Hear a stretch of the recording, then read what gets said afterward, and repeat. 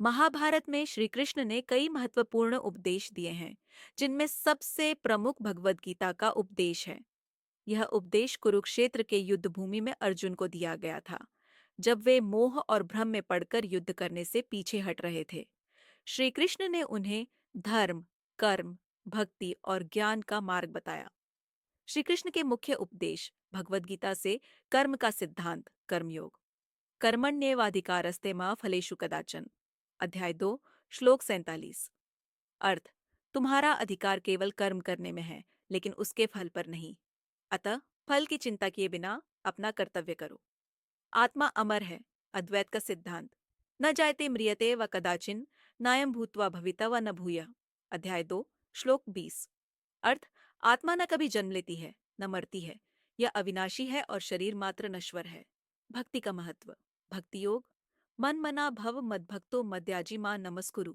अध्याय 9, श्लोक 7, 34।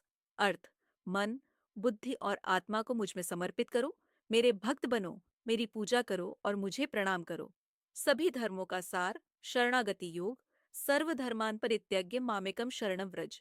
अध्याय 18, श्लोक 66।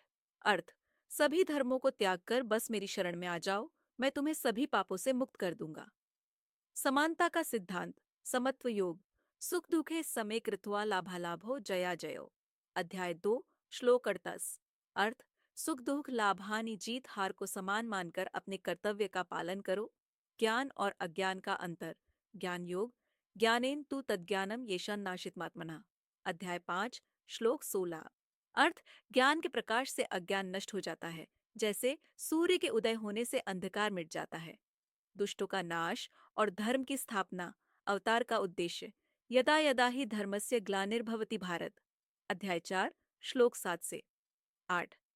अर्थ: जब जब धर्म की हानि होती है और अधर्म बढ़ता है, तब तब मैं अवतार लेता हूँ, सज्जनों की रक्षा और दुष्टों के विनाश के लिए। निष्कर्ष: श्री कृष्ण के उपदेश हमें जीवन जीने का सही मार्ग दिखाते हैं। उनका संदेश है कि हमें निष्काम भाव से कर्म करना चाहिए, परमात्मा में पूर्ण श्रद्धा रखनी चाहिए और धर्म के मार्ग पर अडिग रहना चाहिए।